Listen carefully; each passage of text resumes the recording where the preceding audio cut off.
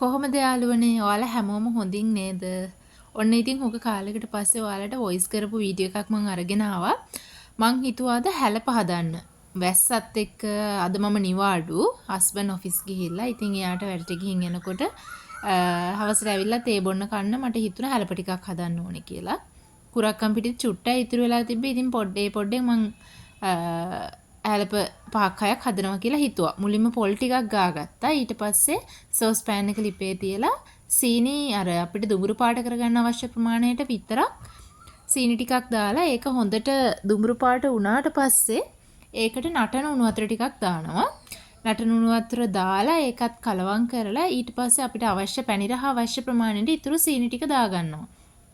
ඒ දාලා ඒකට පැණි එකට තව ලුණු චිට්ටකුත් දාගන්න මල් ලුණු වතුර ටිකක් දැම්මේ. ඊට පස්සේ ඒක හොඳට කලවම් කරලා සීනි ටික දිය වුණාට පස්සේ අපි අර ගාගත්ත පොල් ටික දාගන්නවා. මෙතන මට පැණි පොල් නම් අද වැඩි වුණා මොකද මං හදපු පොල් ගෙඩියෙන්ම පැණි පොල් ටික හැදුවා. ඊට පස්සේ මම මේක පැණි පොල් එක හදාගත්තට පස්සේ ඒ ගමන්ම වෙන භාජනයකට දාගත්තා. මොකද මට ඉක්මනට හදන්න ඕන නිසා. මොකද පැණි පොල් එක එතකොට නිවෙනවනේ මම මිශ්‍රණය හදාගන්නකම්. ඊළඟට මම තිබ්බ කුරක්කම් පිටි ටිකට පාන් පිටි පොඩ්ඩක් කලවම් කරගත්තා. ඊට පස්සේ ඒකට ලුණුත් දාලා පැණි පොල් දාන නිසා සීනි අවශ්‍යත් නැහැ. හැබැයි මම සීනි දාගත්තා මොකද මේ එතකොට තවත් රසයි.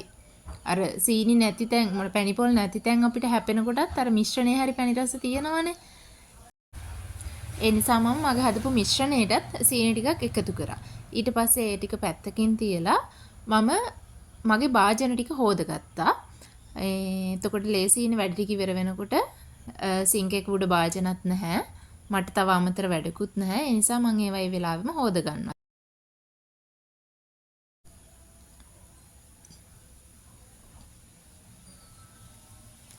ඊළඟට මම කැන්දකොළ කඩලා ඒවා හොදලා මේක මට හොදලා ගොඩ වෙලාවක් තියන්න බැරි වුණා. මොකද මේ ඒ වෙලෙම කඩාගෙන ඇවිල්ලා හේදුවා. තෙත පිටින්ම මම හැමම තෙල් ගාගත්තා. තෙල් ගාගත්තාම අපිට ඉක්මනට අර හැලප තැඹුණාම ඒක නිකම්ම කොලෙන් ගැලවෙනවා.